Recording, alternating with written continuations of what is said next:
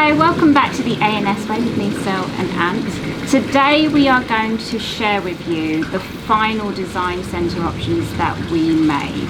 So if you've been watching our series, we have been sharing our journey on buying our first home in the US, which has been extremely different. It is a new build, which we are used to in the UK, but the process here is very different. And if you want to know more about that, go and watch the other videos where we explain the base price, the lot premium, and the structural options. So the last video should be on those structural options that we didn't actually get to pick. That was pre-selected for us, and we do a complete breakdown of that in the last video. This video though, we are going to talk through the design centre options. So we've already shared a video on our trip to the design centre. So once you've picked your structural options, you will get an appointment with the design centre. It was about, where is it? It was quite near the Strip, this place. It was very different. Yeah. You'll see in the video, I think Anton felt very uncomfortable. Yeah, it's not my area. Too loud, busy, smelly, dirty. But the design centre was lovely. Yeah, the area was not. Yeah, so we've got a video kind of showing what that design centre was like. It's a bit like going into, I don't know if you're going to UK and like Wren Kitchen. Wren, yeah, that's the first thing it makes me think of. So not a B&Q, because it doesn't have wood and random bits. It's more like a design centre. Wren, what was the old MFI for the older people? Oh yeah. If you remember those types of places where they actually give you an impression of how things would look. The style of the kitchen. It's super fun, and you get to pick all of your options and put them together to see if they'll match, and somebody helps you and guides you through that process. So make sure you go and watch that video. Before we get into the details of how much we spent and what options we picked, which we will put up on the screen, please make sure you subscribe. We are literally 9 subscribers away from being able to monetize, which might not be important to you, but it is to us. It's a lot of hard work that's gone in. So please make sure you subscribe and then leave any comments underneath, things that you do like about the way the Americans do new homes, things that you don't like, things that you would like to see, things you'd like us to show you. So leave some comments and make sure you like the video. We went to the design centre. We spent probably a good 3 hours in total at the design centre, and there's essentially this lady that helped us through the whole process, walked us through kind of like room by room what options were available. But before we got to the design centre, and we're not going to go into it too much detail because we spoke about it in the last video, we had created a wish list of items that we thought we wanted, that she had prepared, and then we spend the time at the design centre pretty much picking like colours, cabinets, stylings of what we think will go throughout the home. It's quite a lot to absorb in that particular appointment. So then we had, how long did we spend after? I think we spent about a week, roughly, give or take, finalising our options from the point that we went in and said these are the options that we'd love to the point that we signed off the contract saying these are ones we're paying you for and these are ones we're expected to put in, was about a week. Yeah, and the one thing the lady did stress to us, that moment we sign off on that, there's fees due within 5 days, but also if you want to make any amendments, there's an amendment fee of $500, even if it's just to change the paint colour, which obviously has not been done. Ordered, yeah. You have to pay them $500 to make that amendment to the documentation, and then we re-sign it. So bear that in mind if you're thinking about agreeing to something and then you'll change your mind later. You're better off spending the time up front. So spend 2 weeks choosing those options. Yeah, we're way out from the point they even get the timber, so we could have just pushed out another couple of weeks. So good point. Yeah, so I would say you put a lot of thought into that, going back and forth, and when really it comes down to budget, and for us, yeah, definitely, we thought about our budget. It's budget, but also knowing how long we're going to spend there. So for you, maybe if you're buying a home and you know you're going to be there for the next 10 years, I would say you probably want to spend a lot more in these options because it's going to mean more to you. For us, we know most likely we will move homes in a few years. Yeah. So we would definitely balance. We want it nice enough that we're not going to hate anything that we have or don't have in there, but not let's spend 10,000. I think there was an option for taps.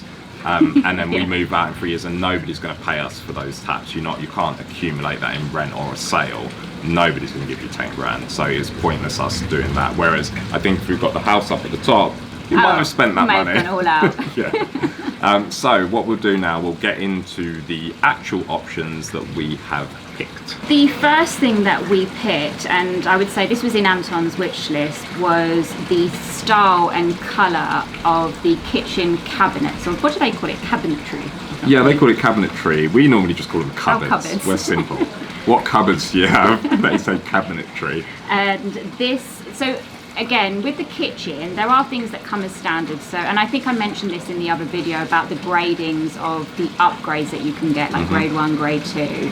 So there was standard, but we went for an upgrade on that, and this was $3,154. One thing to note is this upgrade was purely a paint upgrade. Yeah. So they're the same as the standard cabinets, but you only get 2 choices of colour, horrible or really horrible. So it's like a maple colour and then a worse Very maple old, colour. yeah. Similar to one of our, if you look at our home tour of when we came here, watch that video, you'll see it's a very similar colour to the cabinets we have in this home that we're renting. There is absolutely no way we were going to settle.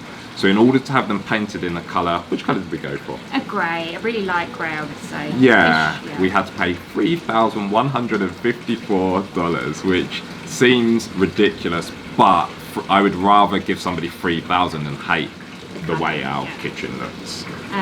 Then the next one that's on the list, which will be crazy for you guys in the UK, is soft close. But give them this very specific name they've gone for. Okay, so this is called Deluxe. Deluxe. We don't say Dulux. Dulux is a paint in the UK. Deluxe, yeah, Deluxe.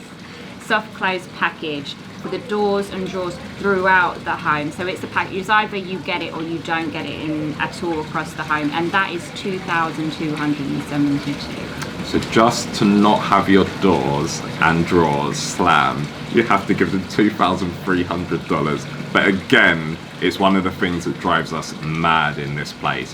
And if somebody said, not here because it's rented, give me $2,500 and we'll stop that, I would give them the money. So money well spent again.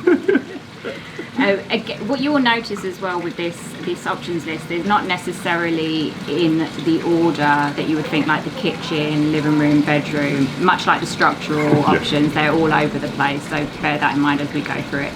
So this one is very similar to me to the structural options. So if you've watched the other video, you might remember something about comfort toilets. Comfort height toilets. So the standard ones, they give you a 15 inches, which are too low for the average human. So you have to pay to get the 18-inch comfort, which is the standard height toilet. So with this one, we have another bathroom upstairs. It's like a Jack and Jill bathroom, and as standard, that comes at a child height. This is the work surface that comes at child height. And you have to pay $250 to upgrade it to adult height, which I think is absolutely ridiculous. Like it should come as adult height and you as pay normal. To have it. Yeah, agreed. So yeah, that was a must for us. We have no children, and even if we did, they can stand on a stool or something and figure it out, like we had to do when we were you didn't adjust the structure of your home for your kid. Okay, so this is also very different to the UK. The UK, when you have your kitchen style, so you might pick a kitchen style, but your cabinets, your cupboards will come with door handles as standard. No, not here. That you have to select, which is great in that you can pick the style that you want, but it's something to get your head around the fact that that's not a standard option. And the particular builder that we're using, they do have a very limited choice of cabinetry that doesn't require it. But when they say doesn't require it, that's literally the case of the overlay, which is where the drawer and the door meet, is small or wide enough that you can put your hand in. It's not as we're used to, especially if you bought a modern home in the UK where the actual handle is recessed and is part of the fascia, a lip that you can put, which your hand we love. in, We love the kitchen we have in our apartment. The design is great. It's grey. It's got black with white contrast quartz. Didn't cost a penny more. As Lena said, we had to pay for the handles, or as they call it, the cabinetry hardware. And this wasn't even the maximum upgrade. This is a Group C, which is towards the higher end, but not the highest end. $1,292 to be able to open and close your door. Otherwise, you just have to grab onto them. You don't have to option it, but yeah, so that was a bit of a surprise because you just assume the style of the cupboard that you pick comes with a particular the appropriate door handle. But no. And that maybe if you wanted to change that door handle, then it would be an upgrade. So that's the bit that's very, very confusing here. So the next one is our kitchen island with the 10-inch overhang, which that came as part of the gourmet package, right? Yeah, no, actually, in this case, the kitchen island is standard. It's just another one of those things they list on there. So when you get these documents, a lot of it is redundant information, but the way the system is built, it presents it to you anyway. So we have, as standard, a kitchen island with 10-inch overhang, which is a no-cost option because you can't get it without. There is an upgrade, which Celine will come to later, which does relate to the kitchen island.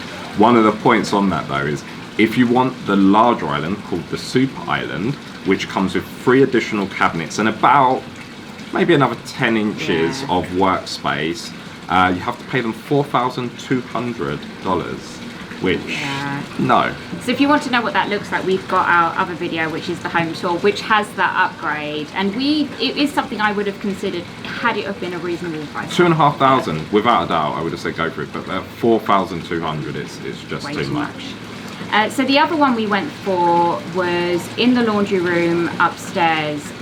It does not, so in the video that we've done of the model home, you will see that there are cabinets as you come into the left, but also at the top. That is not standard, those are both optional, and we have optioned in the bottom to the bottom cabinets, not the top cabinets, just because it makes sense for us, laundry room, space to put things away. And this one was a fair charge, so their top cabinets, the higher up ones, were $4,000, you get 6, or the bottom cabinets, of which you get 3 cabinets, and the work surface, it's a cultured marble, I can't remember what they call it, some engineered marble, was only $1,270, which even if you went external, you're going to be paying around that, so why not just get them to put it in? I have to say that didn't make full sense, the difference in price of the bottom cabinets to the top.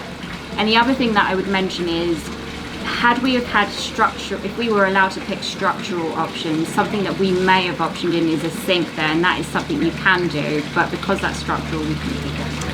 There's a whole list of, and you'll see on the screen, of the finishes to the quartz and cultured marble edges that they list on there.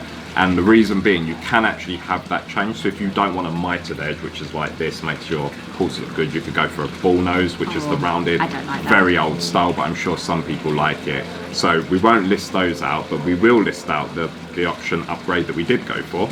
Yes, so when we got to the design centre, you get all these drawers of all the different work surfaces that you can pick, and I've mentioned before, depending on higher grade, you go up these different groups. So we picked group 4, which was one of the more expensive options that you can pick. For the quartz. For the quartz. And we picked a Kodiak. So this is like a white with a marbled effect with like a bit of like grey and blacks. So actually, as I found out, this is not the marbled effect, but I know why you think that. This is the stone effect. So they have 2 options, and you can get them both in group 4. You have a marble effect quartz and a granite, sorry, not a granite, and a stone effect quartz. It's very confusing. The difference between the marble effect and the stone effect is the marbled one is like these long vein streaks because it's there to emulate what would be natural, and it's not uniform, whereas the stone is a little bit more uniform and polished, so we went for the stone effect. I learned this just the other day. I did not know that, but initially, and so when we was actually in the design centre, and I have to say, before going, I thought we was going to go for their standard, because we thought it is nice actually. The standard is actually a very nice work surface. Yeah. But when we saw this, and I was very attached to how the model home looked as well, and plus with the cupboard, the colour that Anton had picked, I think it goes really well. Did we say how much? Oh, so the price was $3,570, and that's so you get the kitchen island, and then the work surface where the cooker is on the back. So again, if you want to know what that looks like. Hob for non-UK people. What did I call it? It's either a hob or a cooktop they use here. Yeah. The other thing that I want to mention about that work surface, in the model home, you will see in the master bathroom, and I think in all the other bathrooms actually, the where the sinks are, they have upgraded that work surface, very similar to the one we've actually picked for our kitchen. We have decided not to upgrade that. Like we said, what came as standard, we were actually very happy with anyway. Yeah, the standard, it's an engineered stone, engineered quartz, really hard wearing, and it comes in glacier white, so just like a pristine white finish. And for us, as long as it's some form of stone, it looks really nice against the cabinetry and the wall color, which is an option that we'll come on to. I think it works really well, and the upgrade cost of their stone, I mean, our kitchen island and the work surface is very minimal in terms of the amount, and just to upgrade that was $3,500. So I think to do the rest of the home, at least that probably double, so an extra $8,000 for something we're quite satisfied with. It wasn't worth it. Right, and then in terms of the next option, so Ant picked this one. So at the design centre, this was not an option that we had picked or even probably thought about. No. So there's a lot to consume there, but Ant went back onto the portal where you can see all the options, and it's the entry door. So you can upgrade your entry door, which I thought was going to be very, very expensive. Yeah, so an entry, this is where there's a few, maybe like 5% of options are 100% worth doing with the builder, regardless. And the entry door is one of them. The reason being, if you look at the company that manufactures these doors, and whether you go directly to them or to a Lowe's, which is like a B&Q, they're around $2,000 to $3,000 to buy the door without it being hung and made to be the right size and planed down. They just charge $380 for this upgrade. And I know this door was around $2,100 if we'd have bought separately. The standard door that it comes with, it's okay, but it's just a normal front door. We've gone for something that's a little bit nicer. It has a nice, what is it, rain glass side strip, which I think just elevates how the home looks as you approach. Yeah, and I like it, and especially because it's an entrance on the side, I prefer it even more. I don't know whether I would have liked that if it was at the front of the house exposed. Maybe not. I'm not sure. But the other thing that we've got, when you watch the video of the home tour, is there's two glass windows, of course it's glass. There's two windows either side of the front door, so I think it complements it a lot better. Definitely. So yeah, as we said, that's $380, which is pretty incidental.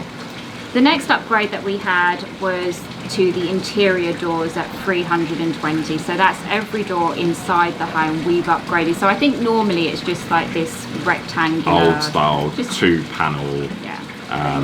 Looks like it's come out of the 70s, not that And it was great. more particular. This is something I would say I wasn't as fussed about, but for $320, we've picked a door that looks far more modern in my opinion, but you were particular about this one. Yeah, I think the door, it's one of those things where it makes such a difference as you walk through the home, because there are things that you really do notice. It would be like having yellow paint throughout the house. Now, I'm sure somebody likes yellow paint, be like, oh, I'm not that bothered. No, it will bother you when you're in there, especially if it clashes with everything else that you have.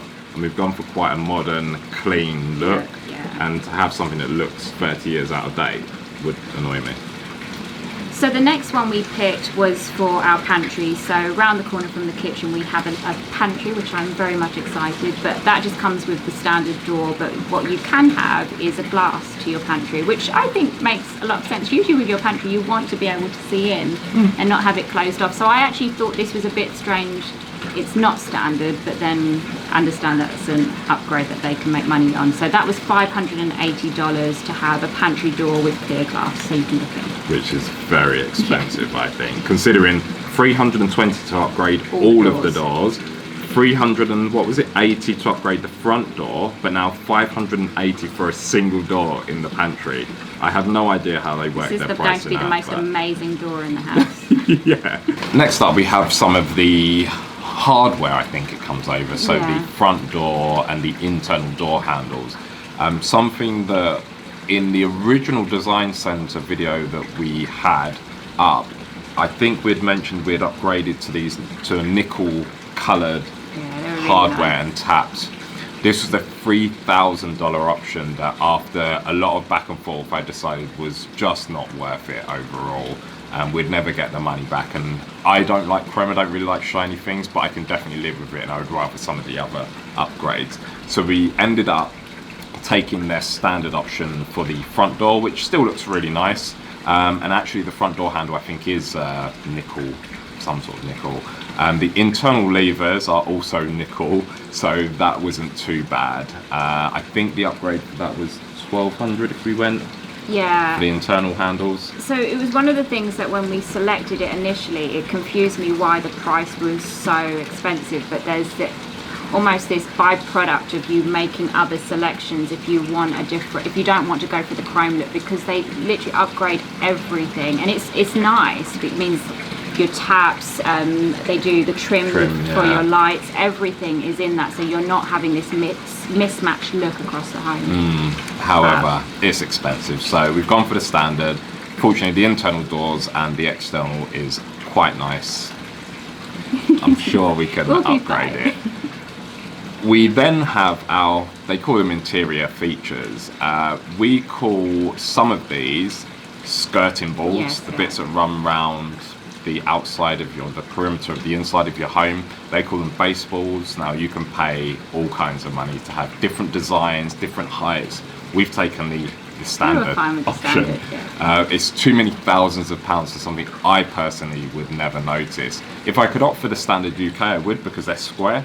Here they seem to like rounded edges because, again, they live in the 1960s, 70s and 80s, so that's what they like, but it's less noticeable than a set of doors. The other thing which we did mention was the walls. So I don't think I've ever seen a home builder that allows you to choose the paint colour. Not in the UK anyway. Here you are able to choose the texture of the walls, so the finish. In the UK, I've never seen a home finishing other than just plastered, clean look. Yeah. Everything here has this weird orange peel is the closest thing I can say.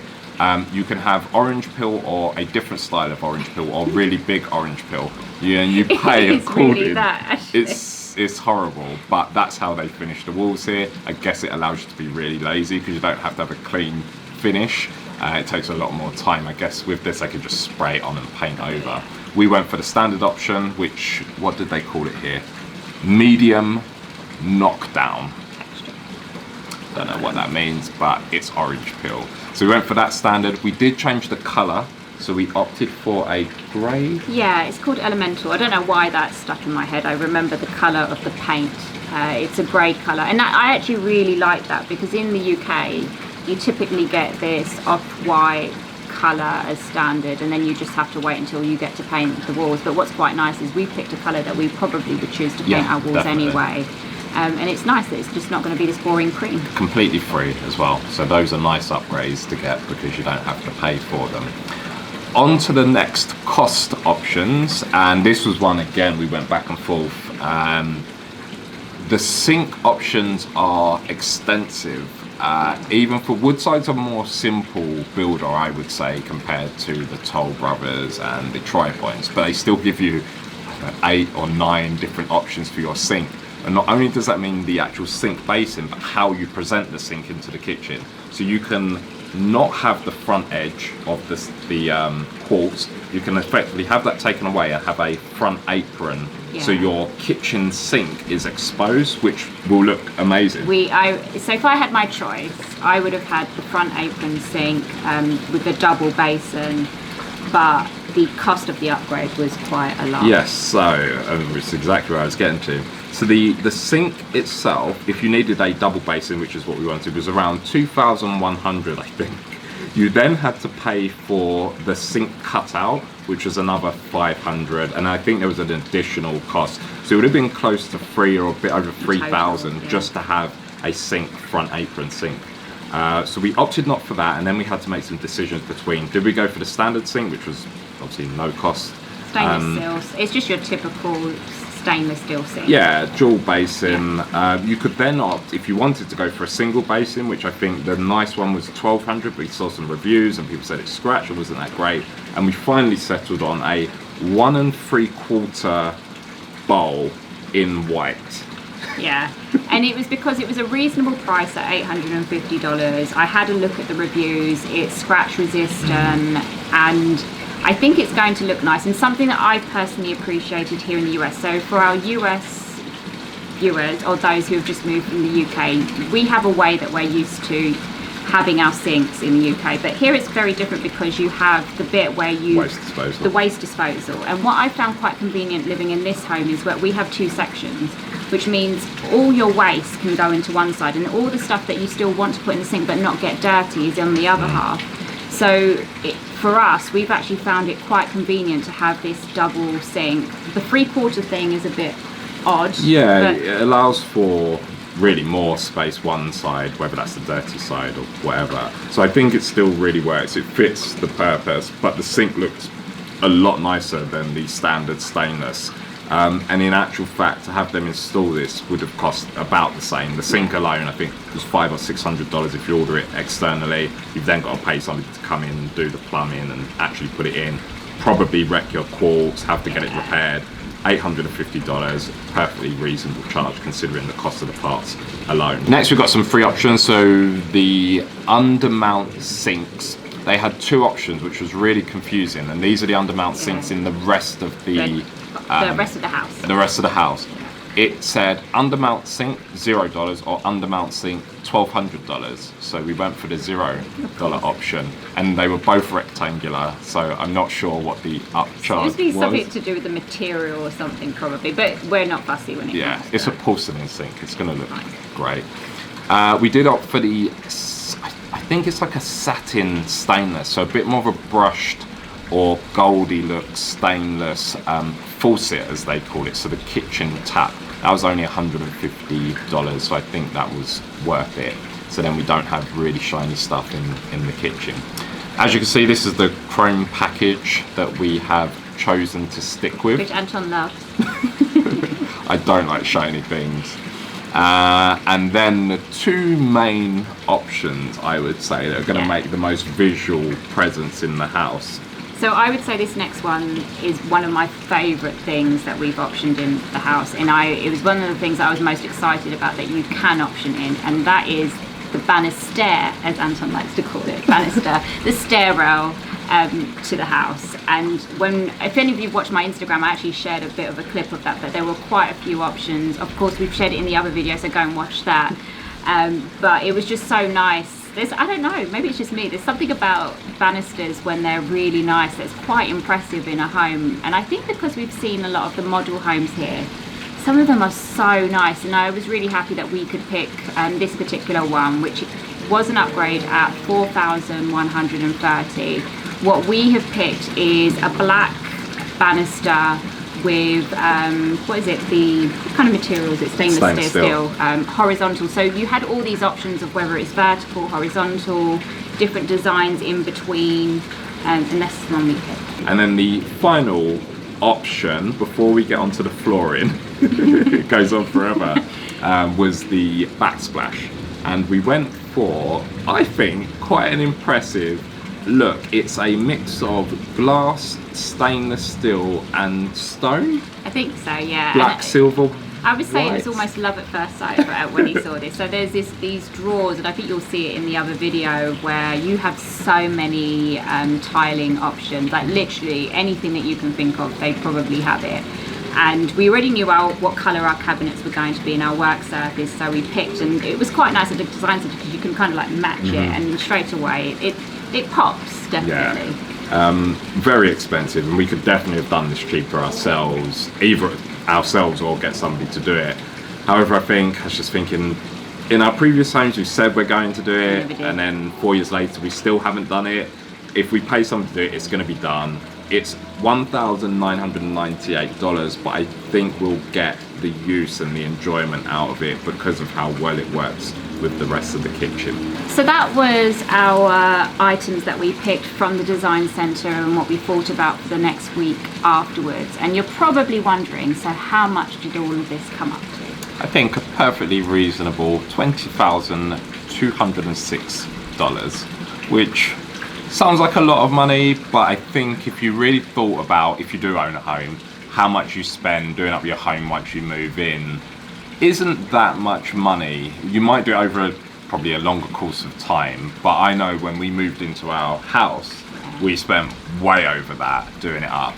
Of course we're going to be buying additional stuff, but I don't think that's terrible. What you do have to remember though is we're adding that onto all of the other costs. You need to go watch those other videos, and it does start to mount up. The one thing you might be thinking though is, what did we do with the flooring? Yes, so we originally thought we would include it in this video, but we realised just how long this is taking. So in our next video, we are going to share what flooring we ended up picking. And there was a bit of a debate there, so watch out for that video next. And if you haven't already, please do subscribe. We do really appreciate it. It helps the channel. And I know there are you guys out there that are watching that haven't subscribed yet. And more importantly, hit the thumbs up button. Yeah, and don't forget to comment. Tell us what you think of the process so far. Thanks for watching.